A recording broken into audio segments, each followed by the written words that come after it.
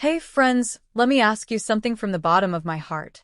Have you ever carried a secret so deep inside you that even breathing felt different when you were alone with it?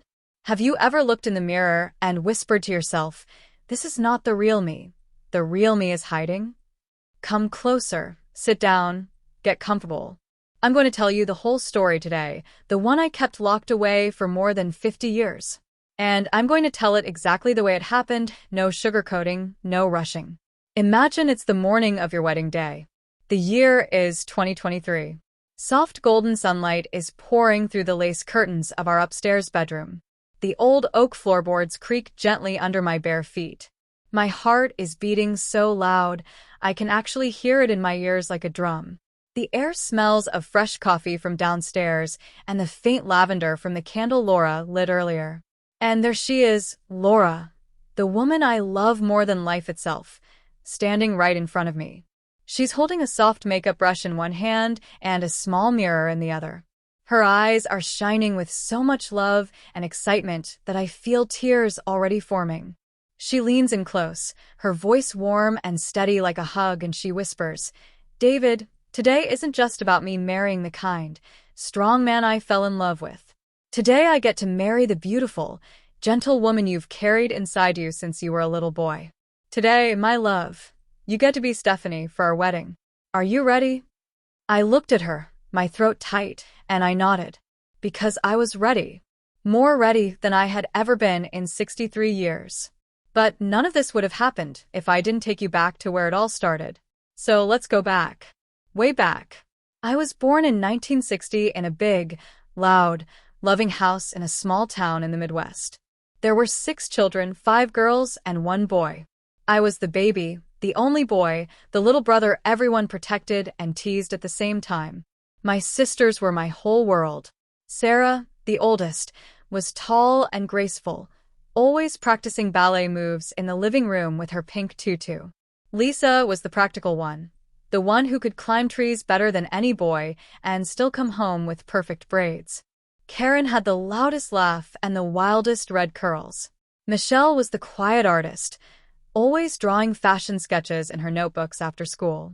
And Jenny, just 2 years older than me, was my best friend. We shared secrets, we shared cookies, we shared everything. The house was never quiet. It smelled constantly of Mom's vanilla perfume, fresh bread baking, hairspray, and the lavender sachets she tucked into every drawer and closet. Dresses hung on the backs of doors. Ribbons were left on the staircase. High heels lined up by the front closet like soldiers, and there was always the sound of giggling, hair dryers, and sisters calling each other to zip up a dress or find a lost earring. I was 9 years old when the feeling first crashed over me like a warm, beautiful wave I never wanted to leave. It was Halloween 1969. Sarah had spent 3 weeks making this incredible Western saloon girl costume for the town parade. The bodice was soft pink satin with delicate white lace trim around the neckline and short puffed sleeves. The skirt was a full circle that flared out dramatically when you spun around, with tiny silver sequins hand-sewn on the hem that sparkled like stars when the sunlight hit them. She had even made a little matching bonnet with ribbons. It was the most beautiful thing I had ever seen. But the morning of Halloween, Sarah woke up with a high fever and a bad cough. Mom felt her forehead, sighed, and said, "Sarah, honey, you're staying in bed today. No parade for you."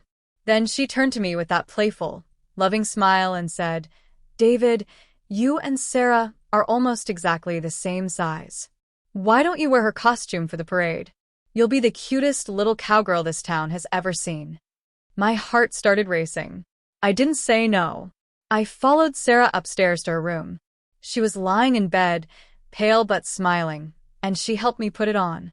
The satin slid over my shoulders like cool water. The skirt settled around my legs with a soft whoosh. When I stepped into the little white boots and looked in the full-length mirror on the back of her door, time stopped. I didn't see a 9-year-old boy. I saw a pretty little girl with bright eyes and a shy, happy smile. Sarah whispered from the bed, "You look so pretty, David. Twirl for me." I twirled. The skirt flew out. The sequins sparkled. I felt light.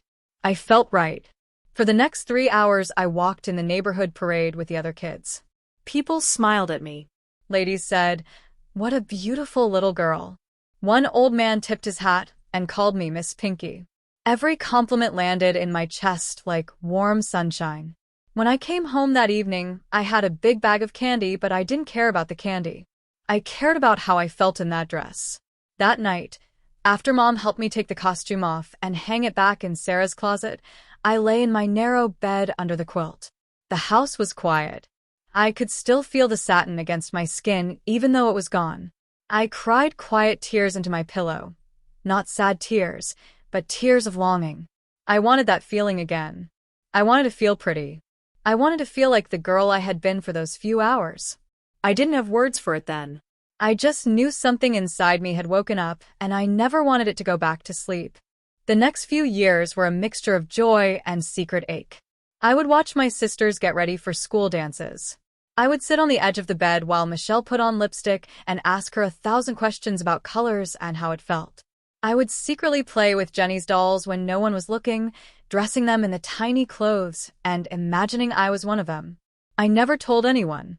I smiled, played baseball, rode my bike, did all the boy things, but every night before sleep I would close my eyes and remember the pink satin and the way the skirt had moved.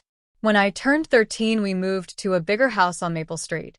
My bedroom was on the 3rd floor, the quietest, most private part of the house. Right next to my room was the big walk-in attic where Mom had stored every beautiful dress, skirt, and undergarment she had worn in the 1940s and 1950s. There were long wooden rods with padded hangers holding full-skirted dresses in emerald green, navy blue, soft lavender, deep burgundy, and delicate pastels.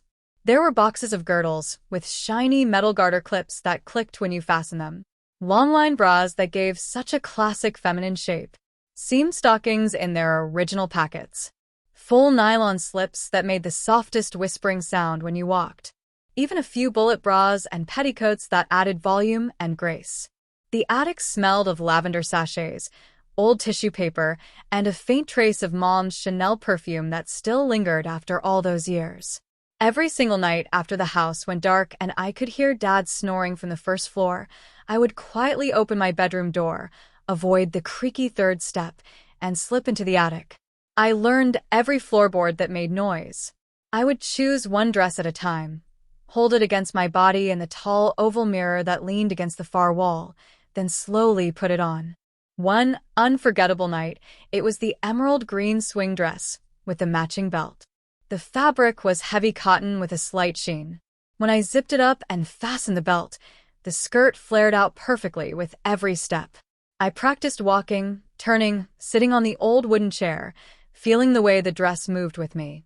Another night, it was the navy blue polka dot shirtwaist dress. I added a pair of seam stockings and the girdle. The girdle hugged my waist and changed my posture. I stood taller, more elegant, more feminine. I would sit for hours just breathing, feeling the clothes against my skin, whispering to the mirror, "This is Stephanie. This is the real me." I never told a soul. Not Sarah, not Jenny, not Mom. The secret was mine, and it felt both beautiful and heavy at the same time. But one freezing January night in 1973, when I was 13, everything almost ended. I had chosen Mom's favorite 1952 navy blue dress, fitted bodice, full pleated skirt, tiny white buttons down the front. I had carefully borrowed a tube of red lipstick from Karen's room and applied it with a tiny brush. I was standing in front of the mirror, turning slowly, watching the skirt sway, feeling the most peaceful I had ever felt when I heard slow, careful footsteps coming up the creaky wooden stairs to the attic. The footsteps stopped right outside the door. The old brass handle began to turn. My heart slammed against my ribs, so hard I was sure the whole house could hear it. There was nowhere to run, nowhere to hide. The door was opening, and I was standing there completely dressed as a girl in my mother's clothes, lipstick still fresh on my lips. The next 10 seconds would decide everything. I stood frozen, unable to breathe. The door opened just a few inches. Mom's sleepy voice came through softly. "David? Honey, is that you up here?" I thought I heard the floor creak. I didn't make a sound. I didn't move a muscle. The dress felt suddenly heavy. After what felt like an eternity, she sighed, muttered something about the cat, and gently closed the door. The footsteps went back down the stairs. I waited another 15 minutes, shaking, before I could even move my fingers to change back. When I finally crept into my bed that night, I lay there staring at the ceiling, half terrified, half more alive than ever. That close call taught me to be extremely careful, to always have an escape plan, and to never stay too long. High school became a long performance. I played sports, joined clubs, dated nice girls, smiled for family photos, but every night the attic still called me like a secret lover. College was even harder. Shared dorm rooms, no privacy, constant noise, and roommates. I buried the feelings as deep as I could and told myself it was just a childhood phase that would pass with time. It never passed. After graduation in 1980, I met Patricia. She was 24, kind, steady, with a warm laugh and a love for gardening. We got married in a small church ceremony in 1981 with both families present. I loved her deeply, but I never found the courage to tell her my secret. So I stole tiny, precious moments. I would wait until she was sound asleep, her breathing deep and even. Then I would slip into the upstairs bathroom, the one with the big mirror above the sink. I would lock the door as quietly as possible, stuff 2 water balloons into one of her bras to create shape, pull on a simple floral house dress I kept hidden behind the stack of clean towels, and just stand there for 10 or 15 minutes. I would look at myself, touch the fabric, feel the hem against my knees, and let the noise in my head go quiet. Those stolen minutes were the only time I felt like the real me. Then I would quickly change back, wash my face with cold water until it was red, and slide back into bed beside her, pretending nothing had happened. We had 28 good, quiet, loving years. We raised no children, but we had a beautiful life. Vacations to the lake, Sunday drives, shared hobbies. Then in the spring of 2018, cancer came suddenly and took her in just 4 short months. The funeral was simple. The house after that felt like an empty tomb. Every room echoed with memories. 6 months later, I sold the house, packed only what I needed, and moved into a small 1-bedroom apartment downtown. For the first time in my entire life, I had 4 solid walls, a door that locked from the inside, and complete privacy. No one to explain anything to, no one to hide from. I started very slowly and carefully. One quiet Saturday, I sat at my little kitchen table with my laptop and ordered my very first outfit that belonged only to me. A knee-length lavender dress with tiny white flowers, a pair of good quality nude pantyhose, and a natural-looking shoulder-length blonde wig. When the package arrived 3 days later, I waited until it was completely dark outside. I locked the front door, drew every curtain, turned off all the lights except one soft lamp, and for the first time became Stephanie in my own home with no time limit and no fear. I remember every single detail of that first evening as if it was yesterday. I took a long, hot shower, shaved my face and legs carefully, then sat on the edge of the bed and slowly slid the pantyhose up my legs. The silky feeling was electric. The dress went on next, the fabric cool and flowing, the zipper whispering up my back. I put on the wig, brushed it out, added a little lipstick and mascara with hands that shook with pure excitement. When I finally stood in front of the full-length mirror on the back of the bedroom door and looked at myself, I smiled. A real, deep, genuine smile that reached my eyes. That night I cooked a simple dinner, spaghetti and meatballs, while wearing the dress. I set the table with a cloth napkin, lit a candle, and ate slowly like a lady. After dinner, I curled up on the couch and watched an old black and white movie with Cary Grant and Audrey Hepburn. Halfway through, I stood up, turned on the radio, and danced alone in the living room to Frank Sinatra singing, "The Way You Look Tonight." The freedom was so overwhelming, so complete, that I sat down on the couch and cried happy tears for almost 20 minutes straight. For the first time in my life, I wasn't rushing. I wasn't listening for footsteps. I wasn't afraid. I was just home. I lived that way for a full year. Every evening after work, I would come home, lock the door, change into one of the few outfits I had collected, and live as Stephanie until bedtime. I learned to walk in heels, to sit properly, to do simple makeup. I even started watching makeup tutorials on my phone with the volume low. But after 12 months, a new, deeper ache began to grow. I didn't want to be alone with Stephanie anymore. I wanted someone to see her. I wanted to be loved as both David and Stephanie. I wanted to share the peace I had finally found. Then, on a warm sunny afternoon in June 2021, at a church potluck fundraiser for the local food bank, I met Laura. She was 54, a widow for 3 years, with the kindest warm brown eyes, a gentle laugh that lit up the whole room, and a way of listening that made you feel completely seen. We talked for 4 straight hours that first day about everything: books, gardens, music, life after loss. Coffee turned into dinner at a quiet Italian restaurant downtown. Dinner turned into long evening walks along the river every weekend. Within 10 months, we were deeply, quietly in love. We found a beautiful 1920s house with a big wraparound porch and a garden full of old climbing roses, and we bought it together. Life finally felt complete in a way I had never known before. Except for the one heavy secret I still carried every single day, like a stone in my chest. I waited almost 2 full years, praying for the right moment. Then came that rainy Sunday afternoon in October 2023. We were sitting on the big, comfortable couch in the living room, mugs of hot tea in our hands, watching the rain streak down the tall windows. The room smelled of cinnamon from the candle. My hands were trembling so badly, I could hardly hold the mug steady. I took a deep breath that shook my whole body and finally whispered the words I had practiced in my head 1,000 times. "Laura, there's something very important I need to tell you about who I really am inside."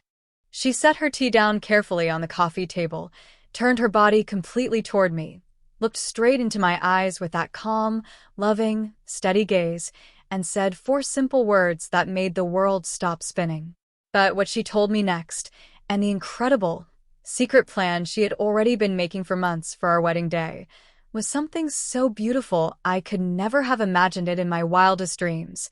She smiled softly, reached over, and took both my cold, shaking hands in her warm ones. "David, I already know." My mouth went completely dry. My heart felt like it stopped for a second. She told me, gently and without any judgment, that she had accidentally seen a few hidden photos on my old phone months earlier while it was charging on her side of the bed. She never said a word. She never looked through anything else. She simply waited patiently, praying I would trust her enough to tell her myself. Then she squeezed my hands tighter and said the words that healed 60 years of carrying shame and fear alone. "I love every single part of you, the strong, kind, gentle man I fell in love with, and the beautiful, soft woman you have kept hidden all these years. If Stephanie is real, then I want to meet her tonight. Right now. I want to know her. I want to love her too." I went upstairs on legs that felt like they belonged to someone else. My hands were shaking so much I could barely button the dress. I put on the lavender dress, the wig, did my makeup as carefully as I could with fingers that wouldn't stop trembling. When I finally walked slowly down the stairs, holding the banister for support, Laura was waiting at the bottom. Her eyes filled with happy tears the moment she saw me. She whispered, "Oh my God, David. Stephanie, you are absolutely beautiful." There was no shock. No discomfort. Only pure pride and love. We sat on the couch until 3 o'clock in the morning, the rain still falling outside. She asked gentle questions. When did I first feel this way? What did the clothes mean to me? How did it feel to hide for so many years? What did I dream about when I was alone? She listened without interrupting. She cried with me when I told her about the attic nights and the bathroom moments. She never once made me feel broken or strange or less than. From that night forward, our life together became richer, deeper, and more honest in ways I still can't fully put into words. Weekends became our special private world. Laura learned how to do my makeup better than I ever could, blending eyeshadow, choosing the perfect lipstick shade, teaching me how to contour softly at my age. She surprised me with new outfits she ordered online: soft cashmere cardigans in pastel colors, elegant knee-length skirts, a beautiful floral sundress perfect for the garden, even a couple of vintage-style dresses she found in small boutiques. We took hundreds of photos all over the house and garden. Me reading a thick novel by the fireplace in a cozy pink sweater dress with my legs crossed elegantly. The two of us baking chocolate chip cookies together in the kitchen while I wore a pretty apron over a floral frock and she fed me a taste from the spoon, walking hand in hand among the climbing roses at sunset while I wore a breezy summer dress that moved with the evening breeze. Laura started calling me Stephanie whenever we were alone, and every single time she said the name it felt like the most natural, most loving thing in the world. It was like coming home after a very long journey. One beautiful spring evening, she surprised me with 2 tickets to a small classical music concert downtown. "I want to take Stephanie out into the world for the first time," she said with a sparkle in her eyes. I was terrified. My hands were ice cold, but her calm confidence gave me strength. I wore a simple but elegant black dress with a single string of pearls. She held my hand the entire drive there and back. We sat in the back row of the dimly lit concert hall. During the music, her fingers stayed laced through mine the whole time. No one stared. No one whispered.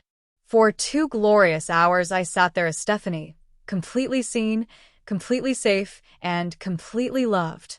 When the concert ended and we walked back to the car under the soft streetlights, I felt like I was floating 6 inches above the ground. Our love kept growing deeper and more beautiful every single day.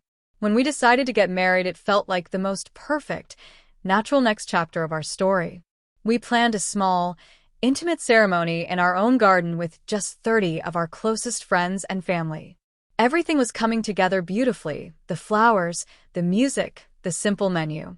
Then, exactly 1 week before the wedding, Laura looked at me across the breakfast table while we were having coffee and toast. She took my hand, looked into my eyes with that mysterious, loving smile, and said, "I have one very special, very important request for our wedding day, sweetheart. But I want it to be a complete surprise for you. Will you trust me with all your heart and say yes without asking any questions?" I looked into her eyes, saw nothing but pure love, and answered without even a second of hesitation, "Yes, my love. I trust you completely with everything I am." I had no idea she was about to give me the greatest, most healing, most beautiful gift of my entire life. The night before the wedding, she gently asked me to sleep in the guest room so she could prepare something very important without me seeing. When she knocked softly on my door at exactly 6 o'clock the next morning, she was carrying the largest white garment bag I had ever seen in my life. Her eyes were shining with excitement, nervousness, and the deepest love I had ever seen. She took my hand, led me into our sunny bedroom, and sat me down gently in front of the big antique vanity mirror that we had lovingly restored together the year before. Then she began the most caring, most tender, most loving transformation I had ever experienced in my life. First, she applied a light, natural foundation with a soft sponge, blending it perfectly into my skin so it looked like I wasn't wearing any at all. Then came the eyes, soft brown and gold shadow that made my eyes look bigger and warmer, careful mascara that lengthened my lashes without looking heavy, a thin line of eyeliner that gave just the right elegant definition for a woman my age. She chose a beautiful rose-pink lipstick that perfectly matched the light, natural blush she brushed onto my cheeks. Every single stroke of the brush was slow, tender, full of love, like she was painting something sacred and precious that had been waiting to be seen for 60 years. She kept whispering, "You are so beautiful, Stephanie. You have no idea how beautiful you are." When the makeup was perfect, she stood up, unzipped the big white garment bag with a slow, dramatic zip, and took out the dress. It was the most elegant cream-colored vintage-style wedding dress she had secretly ordered and had professionally altered months earlier just for my body and my age. A fitted bodice with delicate lace sleeves that fell gracefully to the wrist, a full but graceful skirt that ended just below the knee so I could walk easily, tiny covered buttons all the way down the back, and a short, soft tulle veil that attached with a single comb. She helped me step into it carefully, zipped it up with gentle hands, fastened the pearl necklace that had belonged to her own mother, and pinned the little veil into the wig she had styled beautifully with soft waves.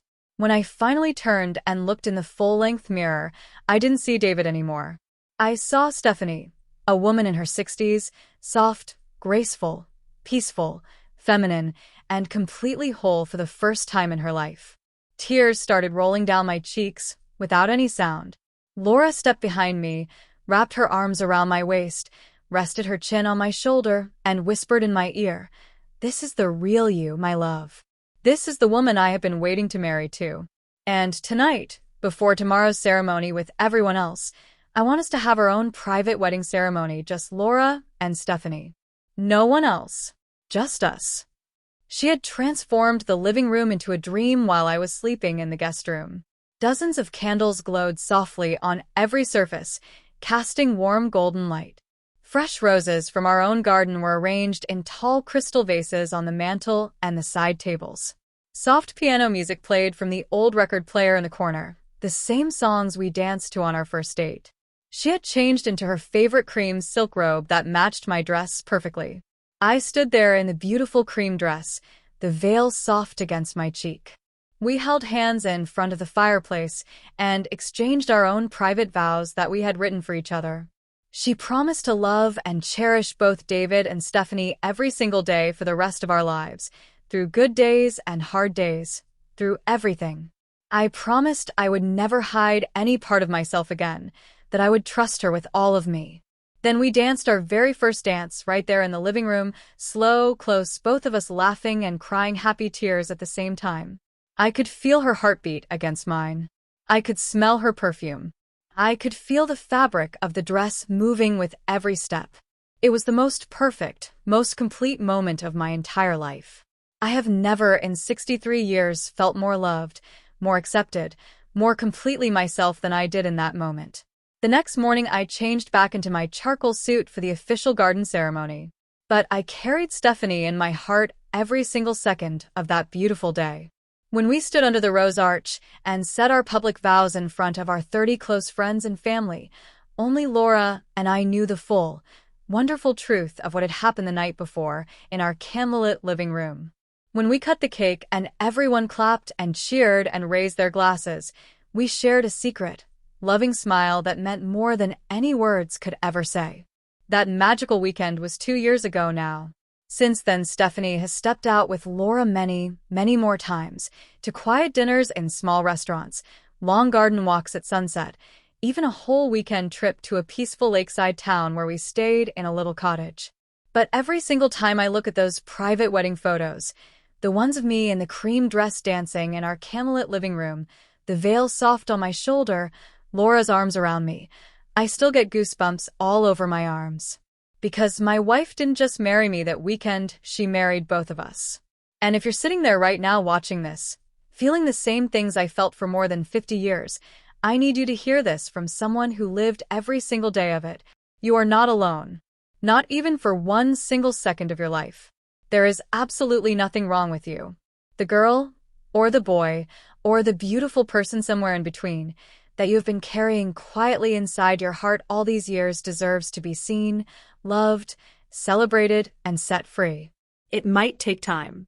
It might take a lot of courage and many sleepless nights. It might even take a few scary, heart-pounding conversations with the person you love. But when the right person finally sees the real you, truly sees every part of you, your whole world can open up in ways you never dared to dream possible at this age. I know because it happened to me at 61. Laura and I are already planning our next little adventure together. Next month, we're going to a weekend garden festival about 2 hours away. Stephanie is coming too, and we've already picked out a new soft yellow sundress with tiny white daisies that Laura says will look perfect with my favorite pearl earrings and a light cardigan for the evening breeze. I'm a little nervous about being out in the daylight for so long, but mostly I'm excited. Because now I get to live both sides of myself openly, honestly, and without any shame. At 63, I finally understand that life is too short to keep hiding the person who makes me feel most alive. If you have stayed with me all the way to the very end of this long story, thank you from the bottom of my heart. It wasn't easy to share these memories. Some of them still make my hands shake when I remember them. But I wanted someone out there, maybe someone who is 60 or 55 or even older, sitting alone in their living room right now feeling the same quiet ache I felt for decades, to know that real hope is possible. Real love that accepts every single part of you is possible. A life where you don't have to hide anymore is possible. It's never too late. Your story is not over. The woman or the man or the person inside you still has so much life to live. Please, if this story touched something deep inside you, leave a comment below. Tell me when you first felt that quiet spark as a child or teenager. Tell me if you have a supportive person in your life, or if you're still searching for one. Tell me what dress or outfit first made you feel right. Tell me anything that's on your heart. I read every single comment and I answer as many as I possibly can.